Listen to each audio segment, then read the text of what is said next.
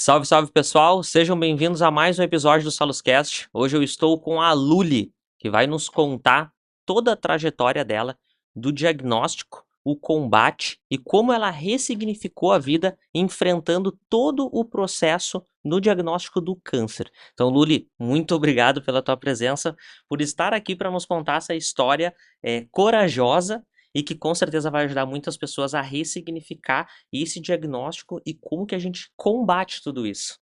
Muito obrigada pelo convite, estou muito feliz de estar aqui. Então, eu sou a Luli, eu tenho 33 anos agora e eu tive câncer de mama. Eu fiz esse diagnóstico quando eu tinha 32 anos, então eu era uma moça muito jovem. Eu sou médica, então tinha algum conhecimento técnico sobre, mas na verdade eu descobri isso de forma acidental, assim. Na verdade, eu fazia exames de rotina, exames, enfim, que as mulheres deveriam fazer, que é, né, controle com gineco todo ano, enfim, eu tinha prótese de mama, fazia ultrassons eventualmente. E aí, numa dessas, num ultrassom de rotina, assim, acabei descobrindo um tumor de mama. Então, estava com câncer, muito jovem, talvez muito desesperada no início. Mas aí, com o passar dos dias, enfim, né, de me encarar com esse diagnóstico, eu resolvi abrir a minha história no Instagram. Então, justamente por ter este privilégio de ser médica, de ter esse conhecimento técnico, resolvi desmistificar isso para que não virasse a fofoca da cidade, mas também para poder trazer informação de qualidade de como eu estava encarando isso, como seriam os próximos passos, e também para mostrar que câncer não é uma sentença de morte, né? Temos muita vida apesar do câncer e apesar desses perrengues aí que passei ao longo desses 2 anos. Imaginando que provavelmente isso ia ser a notícia do bastidor, tu já optou por abrir, e acredito que o fato de tu abrir a tua história no Instagram pensando sobre o bastidor, tu já começou toda a ressignificação aí, porque no diagnóstico tu já fez diferente de contar para as pessoas para também ajudar elas. Com certeza. Isso era uma característica minha, assim, eu sempre fui aquela que estava disposta sempre a ajudar os outros, né, pensava como que eu posso mudar o mundo, enfim, deixar talvez até um legado hoje, posso dizer assim. Mas justamente pra sair do bastidor, de ficar aquela, fofoquinha no hospital, vocês viram o que aconteceu, meu Deus, pobrezinha, o que que vai acontecer, ou o que muitas vezes, acontece que já te internam, já te dão 6 meses de vida e quando vê, na verdade nem é isso, né. Uhum. Hoje a medicina, felizmente, tem evoluído muito em função de tratamentos oncológicos, de novas drogas, de muitas coisas que vêm surgindo, biologia molecular, enfim. E aí eu resolvi trazer isso também para conseguir trazer luz para esse assunto, porque o câncer, quanto antes a gente descobre, mais fácil é de tratar, é mais fácil de chegar na remissão e na cura. Então resolvi fazer isso e acho que tive sucesso nesse caminho, assim.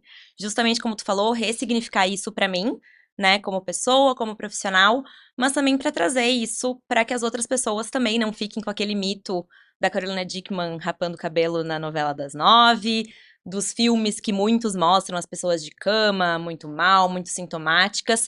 E na verdade isso é muito diferente pra cada um, né? Cada um vai ter o seu caminho. E o meu não foi bem assim. Eu, felizmente, fiquei muito bem durante todo o meu tratamento, apesar de ter sido uma fase muito dura. E de todos os tipos de câncer que tem, qual é o que tu teve e a partir disso teve uma linha de tratamento que tu teve que seguir? Justamente. Então, assim, eu não sou oncologista, então eu não sou especialista nisso, eu sou anestesista, mas vou trazer luz, então, um pouquinho pra esse tema que acabei, me debruçando um pouco pra aprender, até porque eu estava passando por isso, né. Mas o câncer de mama, ele tem alguns fatores de risco que são modificáveis e alguns que são não modificáveis. Então, assim, ser mulher, ser, mais velha, não ter tido filhos ou ter tido filhos mais tarde, não ter amamentado, ter tido a menarca precoce, ou seja, ter tido a primeira menstruação muito jovem, ou ter tido a menopausa, para quem já entrou na menopausa muito tarde, são fatores de risco, porque expõe a mulher aos hormônios femininos, que são, um dos fatores de risco para câncer de mama. Mas também existem fatores que são modificáveis, então, assim, ter um estilo de vida saudável, o sedentarismo, a obesidade, então todos esses são fatores de risco para o câncer que a gente pode modificar. Então, o câncer de mama, a princípio, tem os 4 tipos principais, 2 deles são os que respondem a hormônios, então são os luminais, que vão se beneficiar de um tratamento para bloquear os hormônios femininos ou pelo menos a ação deles.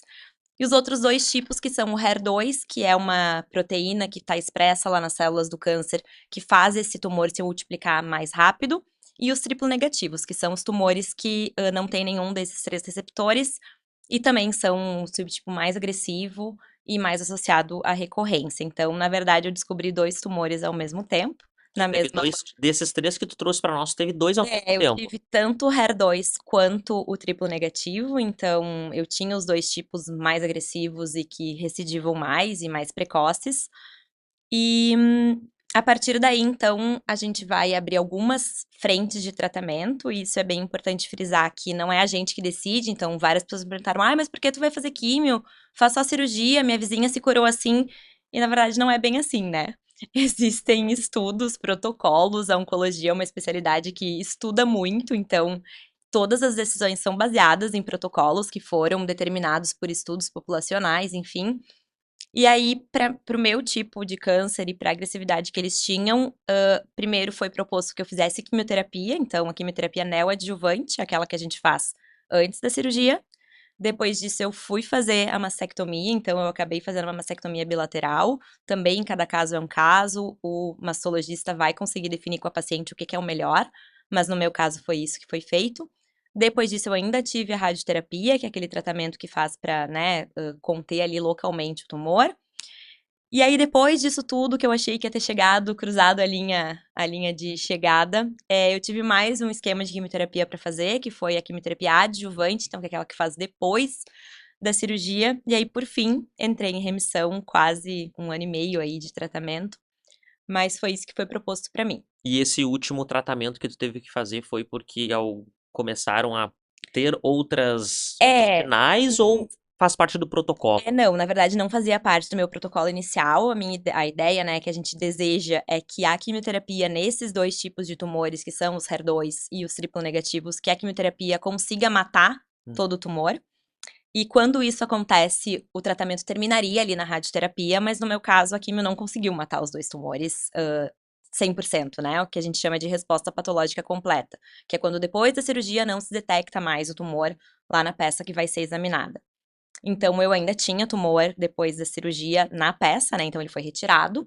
Mas mesmo assim, se entende que esse tumor é mais agressivo, então que ele precisa desse tratamento sistêmico, que quimioterapia nada mais é que isso, né? Fazer uma medicação que circule por todos os órgãos e todos os tecidos do corpo, para que se tiver alguma célula que vá ser metástase no futuro, então que ela tenha escapado ali do sítio primário, que era a mama, para que esse remédio possa matar essa célula que esteja viajando aí pelo corpo. Perfeito. Então, esse foi o sentido. E agora, Luli, quando a gente fala no momento do diagnóstico, né? O medo que tu sentiu e o fato de tu ser médica, o quanto isso ajuda ou o quanto isso atrapalha, porque tu sabe os tipos de câncer que tem, como eles são agressivos, como eles se comportam, e aí tu tinha dois. E a partir desse momento tu pensou, e agora?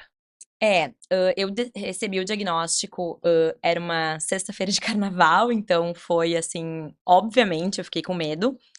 E aí a gente tem lá, se a gente for estudar isso depois, até dá pra dar uma olhadinha quem se interessar, sobre as fases do luto lá, que é a negação, a barganha, a revolta e a aceitação. Eu tive um momento bem pequeno de barganha, que foi assim, tipo, primeiro eu neguei, por sei lá, quando eu fiz o exame até eu ter o diagnóstico, eu neguei. Não, isso jamais vai acontecer comigo. Imagina, eu tenho 32 anos, sou saudável, não, assim, não tenho, né? Isso não pode estar acontecendo. Nem cogitei a hipótese. E aí, ali eu tive muito poucos segundos de barganha, que eu lembro que quando eu vi, assim, que o negócio do cerco tava se fechando pra ser câncer mesmo, eu pesquisei no Google. Qual o tipo de câncer que não precisa fazer químio? O meu medo, eu acho que é o medo da maioria das pessoas, é a químio, né? A gente associa a quimioterapia com muitos efeitos colaterais. E aí depois veio, na verdade, a aceitação e eu parti pra ação, assim. Talvez a cabeça da médica tenha pensado mais alto, mas frente ao diagnóstico eu abri um checklist, assim, na minha frente.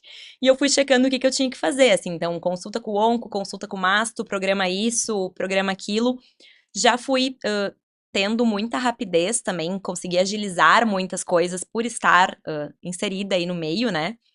Mas eu acho que, na verdade, neste caminho, a gente conseguir encarar a verdade e ter informação sobre o que realmente vai acontecer. E não uma informação sensacionalista, porque a gente sabe que o sensacionalismo vende, né? Sim. Bom, agora até tá o Vinagre de Maçã, é uma série do Netflix, não sei se vocês viram, mas é assim, é a rasgação de lacração em cima de um diagnóstico, porque isso vende, né? A gente Mas, sabe. mas essa questão do vinagre de maçã, tem estudos que mostram algum benefício ou isso aí é totalmente ficção? Não, na verdade, tu já ouviu sobre o seriado? Não, eu ouvi o seriado, mas não olhei o seriado. Na verdade é uma moça, uma blogueira, enfim, que inventa que tem câncer e diz que ela tem uma dieta milagrosa pra isso. E na Nossa, verdade ela não tem câncer e não existe uma dieta milagrosa. Então, entendi. na verdade, Isso é até crime. Isso aí é crime, com na verdade, certeza. esse filme é um crime. É um crime, é um crime. Mas é tu se dar conta, assim, que existem várias coisas no estilo de vida que fazem muito sentido pra quem tá entrando, infelizmente, neste diagnóstico, mas tem outras coisas que fazem pouco sentido ou fazem nenhum sentido. Mas a questão é que eu acho que a informação te ajuda a conseguir ter discernimento, assim, sobre o que realmente é verdade, o que vale a pena seguir e o que não vale a pena seguir, o que realmente é só sensacionalismo, Sim. né? Então, eu acho que o conhecimento e a informação nesse caminho, uma informação séria, baseada em evidência, que tenha tido estudos sobre, vale muito a pena. E, na verdade, o combate à desinformação também foi uma das coisas que me fez ir para a internet e contar o que estava acontecendo comigo, para justamente trazer essas informações realmente baseadas em evidência, assim, o que realmente faz sentido. E ali no teu processo, com a químio, exercício físico e alimentação eram os teus carros-chefes. Na verdade, a químio é uma fase muito dura do tratamento, então, assim, tem muitos efeitos colaterais associados. As medicações, os quimioterápicos, eles são medicamentos, muito potentes, eles causam uma série, de efeitos colaterais, porque, na verdade, assim, quimioterapia é um nome genérico para medicamentos que matam células. E a nossa ideia é que eles matem as células do câncer, Uhum. né? As células do câncer são células que se reproduzem muito rapidamente, então, na verdade, os quimioterápicos, de maneira geral, agem combatendo essas células que se replicam rapidamente. Então, ele vai matar as células do câncer, mas ele vai matar as células da pele, as células do sangue. Então, os efeitos colaterais, basicamente, são associados a isso, né? E aí, eu lembro que a primeira consulta que eu tive com o meu oncologista, ele perguntou, Luiz, e aí? Atividade física, tu faz? Daí eu falei, faço. Daí ele falou, perfeito, isso faz parte do teu tratamento. E isso, na verdade, é o que eu peguei pra mim até hoje, assim, né? Eu falo que muitas pessoas dizem, eu parei de fazer químio e fiquei com muito medo da recidiva, de voltar, que eu não tô mais protegida. Daí eu falei, gente, assim, tudo tem o seu tempo, né? A quimioterapia tem a fase dela, a cirurgia tem a fase dela, e agora a fase de manutenção é a atividade física. Realmente existem estudos que comprovam que a atividade física diminui a chance de ter câncer de mama para quem não tem, e também diminui muito a chance de recorrência, então de ter a metástase no futuro. Uhum. Então isso, na verdade, virou um carro-chefe na minha vida, isso é uma das coisas que eu priorizo hoje. Tem um estudo bem grande que fala que 150 minutos de atividade física moderada seriam suficientes para ter esse benefício da diminuição da recidiva, ou 75 minutos por semana de exercício físico intenso. Então, isso, na verdade, virou o meu lema, assim, eu marco lá no checklist da semana se isso foi feito ou não foi feito.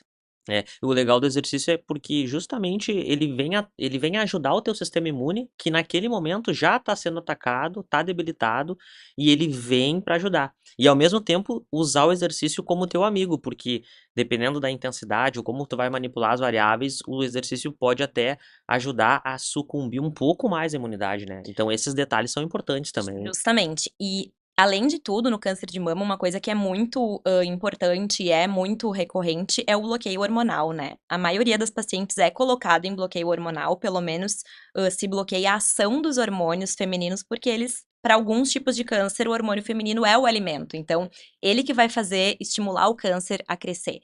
Então, os efeitos colaterais associados ao bloqueio hormonal são muito intensos e são, assim, limitantes para muitas pacientes. Então, a menopausa induzida é um período muito difícil. Eu fiquei em menopausa por 1 ano e meio, agora tô voltando ao normal, então isso também tá sendo muito bom para mim hoje. Mas os efeitos colaterais da menopausa são muito acentuados e o exercício físico é uma das coisas que ajuda a combater isso. Então, assim, o fogacho, as dores articulares, as dores no corpo, a insônia, a labilidade emocional, tudo isso é modulado pelo exercício físico e é comprovado. Sim. Então, isso precisa fazer parte da rotina de quem está tratando um câncer de mama principalmente, mas outros cânceres também. Então, é muito importante focar nisso. É porque, como tu falastes, no momento que tu parou ali com a medicação ou tá diminuindo a dose, às vezes o pessoal acha que é um interruptor de liga ou desliga, mas é uma coisa que aos poucos teu corpo vai aprendendo a lidar sozinho, porque ele tava com uma ajuda, às vezes uma ajuda até agressiva, ele tem que às vezes reaprender. De alguma forma ressignificar também a fisiologia para continuar vivendo. Eu, na verdade, ressignifiquei muito, né, a minha vida. Eu fiquei afastada do trabalho muito tempo aí durante o tratamento, eu realmente não tinha condição, enfim, eu sou médica de me expor ao hospital, a infecções, a minha imunidade não estava bacana, então eu tirei esse tempo para realmente focar no que eu precisava, que era me curar, o resto depois se resolveria, né? Mas ter esse tempo pra ti e também pro teu corpo conseguir sobreviver a todas as agressões que estão acontecendo, é muito importante. E essa ressignificação, na verdade, foi de maneira geral na minha vida, assim, né? Eu me incomodo, com coisas hoje muito menos do que eu me incomodava anteriormente. Então, assim, realmente mudar, o que realmente é importante na vida, né? Acho que mudou bastante pra mim. E, enfim, dar importância porque realmente importa, valorizar as pequenas coisas, as pequenas conquistas, isso tudo mudou muito também, né, da parte, da cabeça mesmo, assim. Sim. Eu acho que o jeito que tu encaras as adversidades e, isso também faz diferença no teu curso ali dos sintomas, de como tu vai encarar o tratamento, né, conseguir abrir a cabeça e realmente, fazer do limão uma limonada, né. Sim. Quando a gente estava conversando, justamente, é interessante a forma como tu encarou, e às vezes a gente não consegue, metrificar, a gente não consegue, assim, ter um estudo de quem às vezes encara de uma forma mais positiva ou de uma forma mais negativa, e o quanto isso impacta até nessa questão da remissão ou da cura. E a forma como tu encarou foi muito diferente, e com certeza isso ajudou, né? Com certeza, com certeza. Eu acho que tu teres uma cabeça pra frente, conseguir. Costumava falar que eu faço o jogo do contente, assim. Então eu pegava, isso aconteceu e foi ruim, não foi como eu queria, não era como eu esperava. Bom, vamos ver o que que dá pra tirar de bom daqui e vamos deixar a parte que não foi como a gente gostaria, ou, né, não ficar presa ali naquele redemoinho do sentimento negativo, do pesar, apesar de ser muito difícil e ser muito custoso, mas tentar resetar aquela parte e tocar pra frente, porque não tem muito o que fazer, assim, né. Eu recebi a bomba no colo e peguei essa bomba e fui, assim, desenrolando, porque era o que tinha no momento, né. Eu em nenhum momento pensei em desistir ou que não ia obter uma cura ou sucesso, enfim, foquei lá no sonho grande e fui resolvendo o que tinha pra resolver nesse caminho. Tu conseguiu se manter firme nesse propósito da cura, não pensou em desistir em nenhum Consegui, momento. consegui. Sim, eu acho que isso faz muita diferença, faz muita diferença. Ter uma cabeça, assim, positiva, acho que isso é.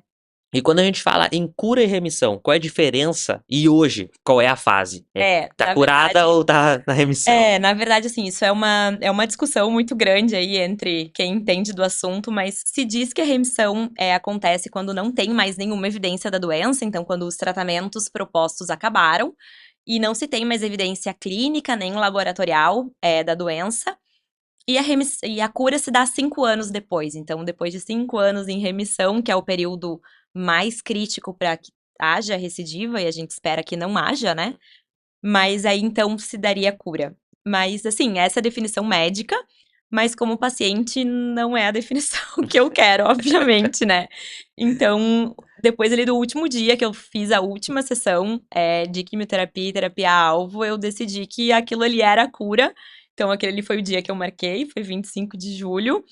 E aí, agora, obviamente, eu continuo em acompanhamento, continuo fazendo exames laboratoriais, exames de imagem, consultando os meus médicos, né, periodicamente, porque a gente precisa estar atento, né, conhecer o seu corpo, conseguir perceber algum sintoma que não seja o padrão, para poder descobrir se a recidiva aconteceu, ou enfim, porque muitas vezes, eu tenho medo de fazer os exames.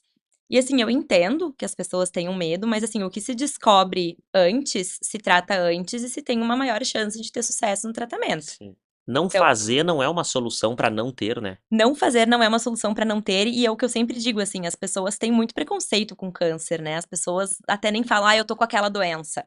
E assim, falar a palavra câncer não causa câncer. Então, assim, eu falo câncer, né, todos os dias, Sim. basicamente.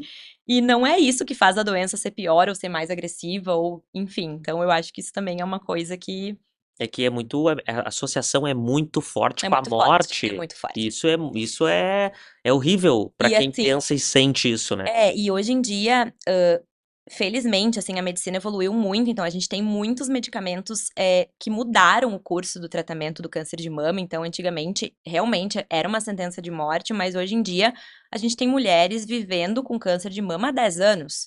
Hum, E assim, os tratamentos, eles têm efeitos colaterais, mas eles permitem vida. E sim. aí, ao longo desse percurso também, eu acabei me interessando por uma área da medicina que são os cuidados paliativos. Então, a gente também associa muito cuidados paliativos com morte. E, na verdade, não. Os cuidados paliativos são vida. Vida para quem enfrenta uma doença grave, ameaçadora à continuidade da vida, mas que busca qualidade de vida. Então, a gente vai buscar alternativas para que aquela pessoa continue vivendo e vivendo da melhor forma possível, mesmo estando enfrentando tratamentos muito pesados. Então, isso também.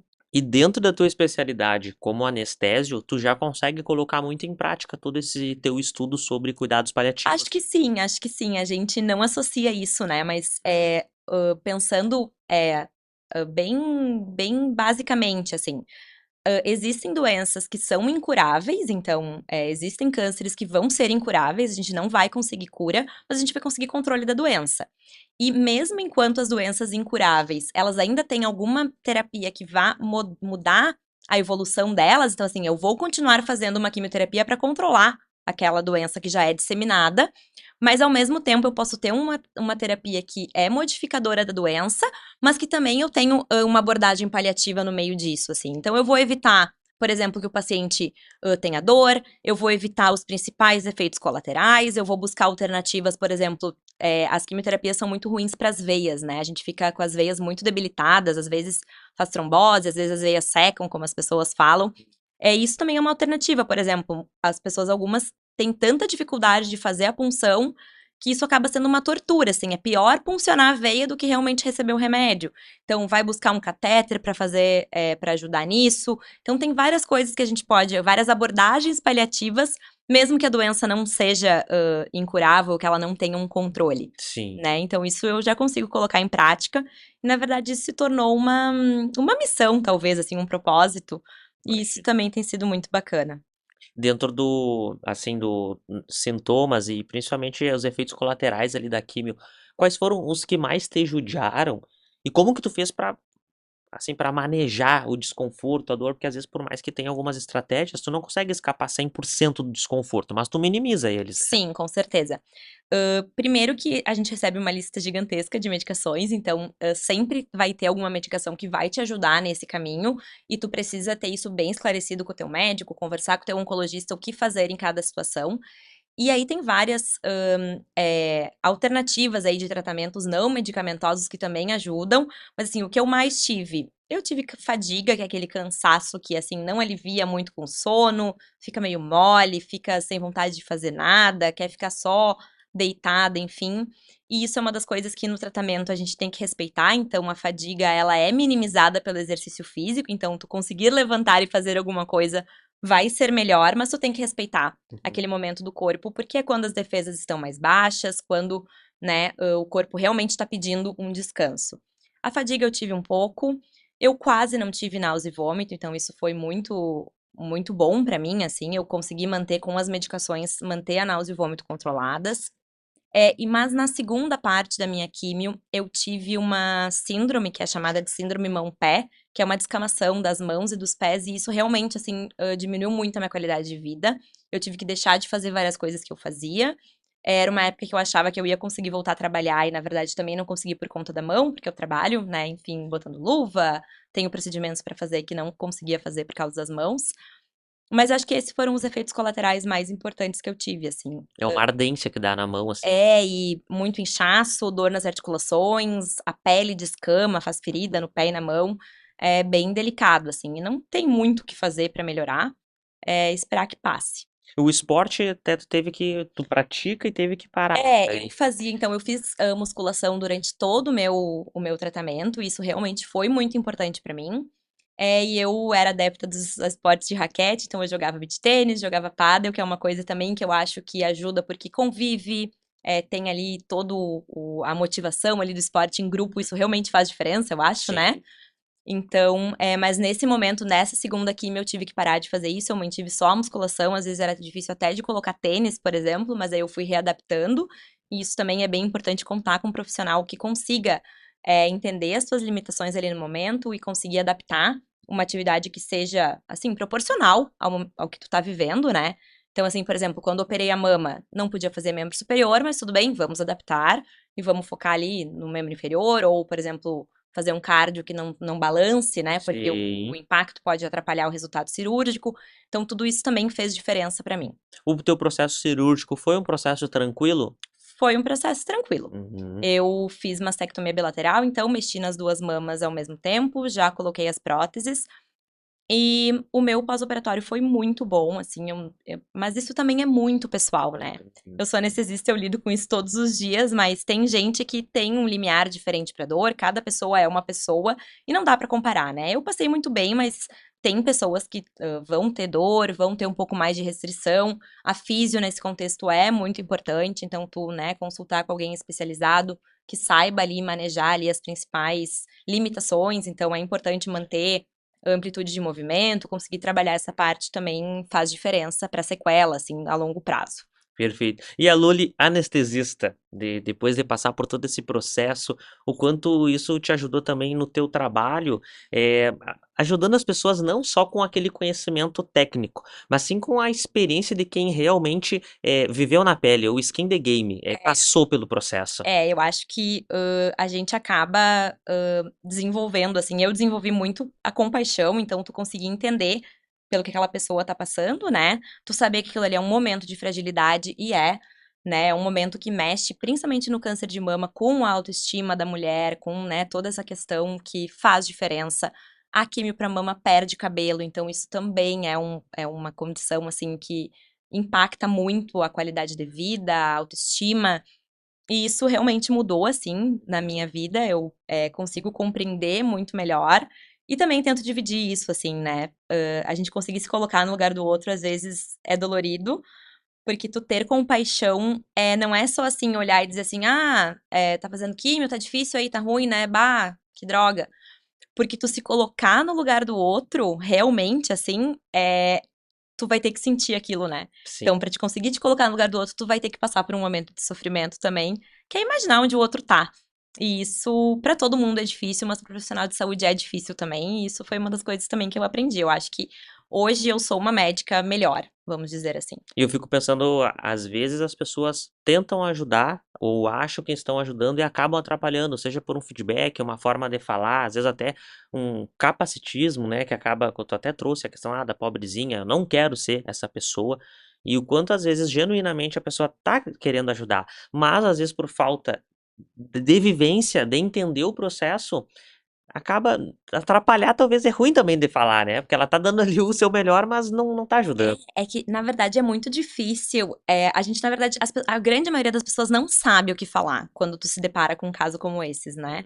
E até eu tava conversando agora no Instagram, há poucos dias até sobre isso, com outras mulheres. E é assim, muitas vezes a gente se vê consolando a pessoa por uma coisa que a gente que tá vivendo, né? Então, Sim. muitas vezes as pessoas não sabem o que falar. É o que eu sempre digo, não fala nada. Dá um abraço, diz, estou contigo, o que é que eu posso fazer pra te ajudar? Não consigo imaginar como tu tá te sentindo, mas estou aqui pra te escutar, pra acolher, enfim, né? Te dar um apoio nessa hora. Uma das coisas é a gente não diminuir a dor do outro. Então, assim, muita gente fala, ai, cabelo cresce. Não, eu sei, tudo bem, mas então vamos ali rapar o teu? Tá achando bacana? Quer rapar? Sabe? Então, é essa coisa, assim, de tu. Muitas vezes a gente não sabe o que falar, mas tu só estar ali e ouvir Sim. já é uma grande coisa. E entender que aquela pessoa talvez vai estar chateada, agressiva, respondona, vai estar lá na menopausa, então vai estar fula da vida. E, né, ter essa compreensão, assim, que também É importante. Às vezes, o mais importante de saber o que falar é tu saber o que não falar. Então, Então, esse exemplo que tu trouxe do cabelo, e com certeza tu deve ter passado ou escutado, porque tu tá sempre no ambiente hospitalar, do quanto as pessoas, às vezes, precisam entender o que não falar. É mais importante do que saber o que falar. eu acho que uma das coisas é o cabelo, então não falar que vai crescer e que tá tudo bem, porque não tá tudo bem pra quem tá perdendo cabelo, é uma bosta mesmo. E outra das coisas, assim, que eu acho que não vale a pena trazer, assim, e realmente tu ser escuta, se for o caso, mas é contar que a vizinha morreu, que a minha mãe teve esse, que a minha mãe morreu, ou que não, o da minha mãe era pior que o teu, ou o teu. Não é pra comparar, assim, a gente não tá num ranking de quem tá, né, na pior, assim. Então, não comparar doenças, a gente sabe que muitas vezes a gente tem vontade de olhar ali o que a vizinha fez e dizer, não, mas eu quero fazer igual que ela, e na verdade não é assim, né? A gente tem profissionais que estudam pra isso, então a gente não simplificar uma coisa que não é tão simples assim, né? A gente respeitar, assim, o espaço de cada um e o caso de cada um, não fazer essas comparações, eu acho que também é uma boa dica. Excelente. E a Luli, como produtora de conteúdo, que se viu nessa situação, se expôs para ajudar as pessoas, aí agora foi em 2023, né? O diagnóstico. A gente tá agora em 2025. Como que agora tá essa transição? As pessoas te procuram, talvez, para entender como é que é o pós, ou te procuram por algum outros problemas agora? Não, eu acho que eu desenvolvi uma capacidade de escuta bastante grande nessa hora, então eu resolvi realmente expor a minha história. Tenho muitos feedbacks que realmente isso ajuda, então é o que eu falei lá no início, ter informação de qualidade séria é muito importante, porque ela te prepara para realmente encarar a verdade do que vai acontecer contigo. Então eu nunca passei a mão e dizer assim, não, é tranquilo, namastê, vamos lá, guerreiras. Não, não é assim, né? É um momento duro, é um momento triste, a gente também tem que acolher esses momentos que eu digo cinzas, assim, a gente entender que aquele dia a gente não tá legal, a gente não tá bacana e tá tudo bem achar tudo uma merda, porque está uma merda, né? Vamos ser sinceros. Mas então eu acho que eu desenvolvi essa capacidade de escuta, de conseguir entender pelo que o outro tá passando, porque passei por isso, né? Skin the game, bem como tu falaste. E também eu comecei a fazer algumas coisas, assim, de realmente falar as verdades, trazer informação de qualidade, não deixar o radicalismo midiático contaminar as pessoas. Então, muita gente fala sobre, isso é inflamatório, isso não pode, Deus o livre, um cachorro quente. E, na verdade, não é assim. A gente sabe que uma dieta saudável é importante, mas não vai ser. Eu sempre digo, muita gente vende, nunca mais coma açúcar porque o câncer vai voltar. Realmente a célula do câncer não sabe se aquela glicose veio da batata doce ou do brigadeiro. Vamos combinar, né? Então, assim, é óbvio que eu vou defender ter uma dieta saudável, é óbvio que eu vou defender ter o lifestyle melhor possível. O álcool, até essa semana, assim, tá muito na mídia que o álcool não tem dose segura. Sim. Eu ainda consumo álcool, tenho tentado reduzir, mas isso também é uma coisa que a gente é acostumado a brindar, a comemorar, isso tá presente na nossa rotina, né, na nossa cultura, assim. Então, isso é uma das coisas que eu tenho me esforçado. Mas, então, como produtora de conteúdo, não me considero uma produtora de conteúdo, mas eu acho que sim, eu acho que o que eu trouxe, né, como luz para esse tema faz diferença pelo feedback das pessoas. E aí também no meio do tratamento eu desafiei aí algumas mulheres pra gente fazer um desafio de botar atividade física no dia a dia. E isso até é um projeto que tá rolando lá no meu Instagram, o desafio das Oncosisters, pra gente realmente colocar isso, porque isso tem comprovação científica. Faz diferença se manter ativo e praticar uma atividade física no tratamento, no controle dos sintomas e no controle da recidiva.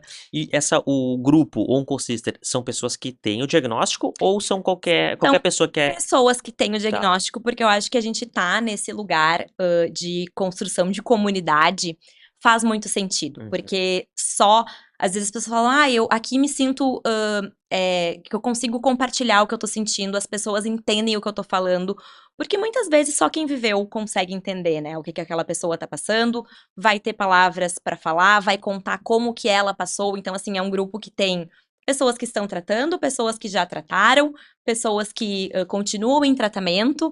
Então, é uma comunidade de um lugar seguro, assim, pra gente conseguir conversar sobre esses assuntos que tem muita coisa envolvida, né? São muitas camadas que envolvem o câncer de mama, porque tem a parte da feminilidade, a parte de ser mãe, a parte de sexualidade, a parte da menopausa, a parte do medo. Então, tudo isso são muitas camadas que eu acho que só quem passou sabe. Então, é um ambiente seguro para as Oncosisters poderem estar ali juntas. Eu Esse, acho que isso é bem bacana, assim, tu ter uma excelente. comunidade. Excelente. E como que tudo isso se conversa, né? Porque não são coisas separadas, tá Não, acontecendo tudo dentro do mesmo corpo. Quando tu fala sobre a questão do ser saudável, os hábitos saudáveis e o contexto, o significado de saúde, como é complexo hoje a gente conseguir chegar nesse conceito ideal, porque talvez o que é ser saudável para algumas pessoas é muito restritivo, para algumas pessoas assim, é não aproveitar a vida. E acho que como, não sei se a gente vai chegar nesse nível de definição, porque o que é saudável, às vezes, a gente tem ali algumas premissas básicas, o álcool, o tabagismo, mas a alimentação ainda é eu acredito que é um inimigo muito silencioso, porque às vezes aquilo que me traz prazer, talvez não me traz saúde. E aí, qual é o nível de prazer e de saúde dessa balança? eu acho que isso é uma coisa bem difícil, assim, de chegar nesse equilíbrio, assim, né? Uma balança malandrinha, porque é bem isso, assim, se tu, na minha percepção, né? Isso eu tô falando como Luli paciente, eu acho que tu chegar num nível de restrição que vai te gerar sofrimento, tristeza, para mim não faz sentido. Pra mim, Lully não faz sentido. Então, assim, Perfeito. é evidente que na maior parte dos dias eu como saudável, eu tento desembalar menos, descascar mais, evito, assim, açúcar adicionado na bebida, refrigerantes, essas coisas. Mas hoje a gente não tem uma definição, em termos de estudo, de evidência científica, que exista uma dieta que realmente seja a melhor, então a gente ainda está estudando isso. Tem a questão da carne vermelha, tem a questão dos embutidos, tem algumas coisas que, obviamente, a gente sabe que não é saudável, então, assim, mas é o que eu digo. Uma vez lá que tu vai na casa da tua avó, tu vai deixar de comer o sanduíche de presunto e queijo que ela fez pra ti desde a tua infância, e daí, assim, naquele dia tu vai dizer, não, eu tive câncer, eu não como mais presunto. Pra mim, não faz sentido. Hum. Então, eu acho que algumas restrições não fazem sentido. Para algumas pessoas, talvez faça. E por exemplo, é um exemplo clássico que eu vou trazer que pra mim é um exemplo muito bom, assim. Desodorante. O alumínio do desodorante causa câncer ou não causa câncer? Não tem evidência nenhuma que cause câncer. Pra ti, tu tirou o alumínio e tá bacana, não tá fedendo, tá fazendo a tua atividade física e tá joia, perfeito, continua. Mas não é isso que vai ser o fator de culpa ou de condição que fez a doença voltar ou tu ter a doença. Então, assim, não tem evidência científica nenhuma, eu não faço. Mas se tu queres fazer, fica à vontade, mas até o momento que for saudável pra ti. Então, assim, tu vai lá no aniversário do teu afilhado e não vai comer o cachorrinho quente que tu tá morrendo de vontade, eu acho que essa vontade vai ser pior pra ti do que realmente comer aquele cachorrinho quente uma vez lá no ano que é a comemoração. Eu até falei sobre isso no Natal, assim, dá mais câncer tu ir pra ceia de Natal e ficar dizendo se eu não posso, se eu não quero, se eu não vou, do que brindar com a tua família, comer aquela comida que é afetiva, que todos os natais vocês fazem, pra mim faz mais sentido. Excelente. Legal tu trazer essa questão do alumínio. Tu já viu algumas outras atrocidades que falam sobre o dar câncer? Total, alumínio do desodorante é outra coisa que também tava inhame é uma comida milagrosa contra câncer, todo Ah, mundo tá tá. se entupindo de inhame, Mas daí é então a cura. aí é a Ah, cura. tá. Mas o que dá câncer, alumínio dá câncer, açúcar que alimenta o câncer, sendo que a gente sabe que as células têm diversos caminhos para, né, conseguir a energia ali, o ATP não vem só da glicose, ou não, Exato. né, a célula vai sobreviver, então isso é uma das coisas. Deixa eu pensar, o que mais? Isso eu tinha falado que eu tinha trocado a marca do café, porque falaram que a outra seria. Ó, Ó, marca do café cancerígena, ó, essa eu não tinha. pessoal, vocês que não escutam o Gabriel, ele acabou de falar pra Luli aqui que ele trocou o café do estúdio porque falaram pra ele que aquela marca era cancerígena. É ou Não, não é cancerígena? eu não sei, eu não tenho evidência, mas a princípio não tem, assim, alguma coisa que seja realmente, né, mas atrocidades tem muitas, muitas. É... Ai, não vou conseguir pensar. E eu acho que é legal a gente trazer para o pessoal, assim como a gente falou antes, assim, ó, o que deve ser falado, mas principalmente o que não deve ser falado, o que que o pessoal não deve fazer por exemplo, vai pro Google? Porque o Google é sentença, né? Dr. Google é sentença de morte. Então, assim, estou com o diagnóstico, enfim, obviamente que tu já... Porque, assim, tu tem o contato com o médico ali numa consulta de 1, 2, 3 horas, mas e as outras 24 horas? Tu vai ficar ali remoendo, pesquisando, fazendo planos. Assim, o que não fazer nesses planos e nessas pesquisas? Uma das coisas que eu acho bem importante é não abra os seus exames se você não tem alguém para discutir sobre eles. Então, assim, a gente pega, às vezes é sexta-feira, pegou o laudo lá do exame, eu vou ler.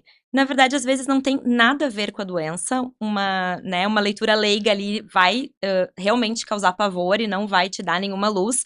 Tu vai passar o fim de semana inteiro sofrendo ali por aquilo que, na verdade, nem era uma alteração associada à doença, né? Então, isso é uma das coisas que eu acho que vale a pena tu sempre buscar informação de qualidade. Eu costumo dizer que a informação é importante, mas uma informação que seja segura e real, né? Não sensacionalistas, midiáticas e Dr. Google, acho que não é bacana. Porque eu acho que é muito difícil para as pessoas fazer aquela busca num PubMed, ali buscar uma revisão sistemática, um ensaio clínico. Então, tenha lugares seguros que hoje essas pessoas podem buscar informação. Acho que o site do INCA é um site muito legal. O INCA é o Instituto Nacional do Câncer, então são informações de qualidade. Hoje em dia tem muita publicação para leigos, assim, então não adianta, talvez, o leigo ir para o PubMed, não vai ter muita ajuda, porque são nomes que ele não sabe, fala muitas siglas, são questões realmente muito técnicas, né? Mas, assim, tem vários sites bacanas. Os sites das sociedades das especialidades trazem informações também para o paciente. Então, assim, Sociedade Brasileira de Mastologia, Sociedade de Oncologia, todas essas coisas têm informação bacana. O meu Instagram tem informações bacanas. Segue lá, Luli Rocha. E essas coisas eu acho que realmente vale a pena, assim. Tem lugares para buscar informações de qualidade. Luli, aonde que o pessoal pode te encontrar se quiser trocar uma ideia, pedir uma informação? Então, além do meu Instagram estar aberto, eu recebo todos os dias mensagens de Oncosisters lá. Para buscar informação, para trocar uma ideia, para desabafar, enfim, tô sempre disponível. Temos o grupo das Oncosisters também, encontra o link lá no meu Instagram. E além disso, está vindo aí novidades. Tô com uma série de vídeos no YouTube, um canal com muita informação legal, informação de quem passou, informação médica. Então também acho que vale a pena seguir lá. Pode me procurar no Instagram que temos os links todos disponíveis. Perfeito. Antes de tu deixar uma mensagem final pro pessoal, eu tenho uma lembrança pra te dar, que é um presente. Acredito! Meu Deus! É uma lembrança da Padoca. Ai, muito obrigada, Mônica, amo. Ela sempre envia aí pro pessoal Muito como uma obrigada. forma de agradecimento, Querida. por contar a sua história, trazer a experiência e o conhecimento. Então, a gente agradece também aqui do Saluscast por tu estar conosco, Muito obrigada. trazendo a história para encorajar também essas pessoas a entender que a doença ela é uma condição que pode ser curada, mas para isso precisa abrir mão de várias coisas, como tu abriu. Então, a gente agradece muito. Deixa uma mensagem final pro pessoal, justamente para eles entenderem que isso é uma condição e que tem cura. Então, espero que essas informações sejam bacanas para quem está enfrentando um problema como esse, para quem tem familiares que estejam enfrentando problemas como esse. Fique atento aos sinais, cuide da sua saúde, faça seus exames de rastreio. E é isso, assim, o câncer não é uma sentença de morte, o câncer não tem cara, então não estou com cara de câncer. E as coisas têm um propósito, a gente não sabe, cada um tem as suas ideias, a sua espiritualidade, isso também é muito pessoal, mas entender que isso não é mágoa, não é raiva, não é culpa, e que tem tratamento, tem cura, tem remissão e tem vida. E também uma das coisas é que cuidados paliativos são cuidados para a qualidade de vida, então não é uma sentença de morte, não é só para quem está no final de vida. Talvez eu também possa te ajudar se está enfrentando uma doença como essa. Mas agradecer muito e a oportunidade e que as informações sejam legais aí para ajudar quem talvez esteja numa situação não tão legal assim de uma doença como essa. Perfeito, muito Muito obrigado. obrigada, adorei. Que bom. Pessoal, para vocês que ficaram até o final, vocês não podem esquecer de deixar o like aqui, se inscrever no canal e compartilhar esse conteúdo com mais pessoas. Não esqueçam também que a Luli vai lançar o canal dela. E quando ela lançar o canal, vocês também têm que ir lá, têm que deixar o like nos vídeos, têm que compartilhar e se inscrever no canal, porque é dessa forma que a gente consegue mostrar para a plataforma que esse conteúdo que a gente produz é relevante. Então, somente olhar é bom, mas esse up que vocês dão, com certeza a gente consegue ajudar as pessoas de uma forma que a plataforma consegue entregar esse conteúdo para quem está precisando. Então não esqueçam de deixar o like, se inscrever no canal. Antes de nós finalizar, durante todo o episódio, aqui em algum lugar dessa tela tem um QR Code, e nesse QR Code estão os nossos patrocinadores. Então a gente já quer agradecer a Fábrica de Suplementos, Dr. Jorge Silva Lopes, a Causo Mais, a Clínica Odontológica Abascal, a Simplimed e a Trackfield lá do Shopping Praça Nova. Muito obrigado pelo apoio de vocês. E se vocês ficaram até o final, deixa o like, se inscreve no canal e compartilha esse conteúdo com mais pessoas. E eu aguardo vocês no próximo episódio. Um grande abraço.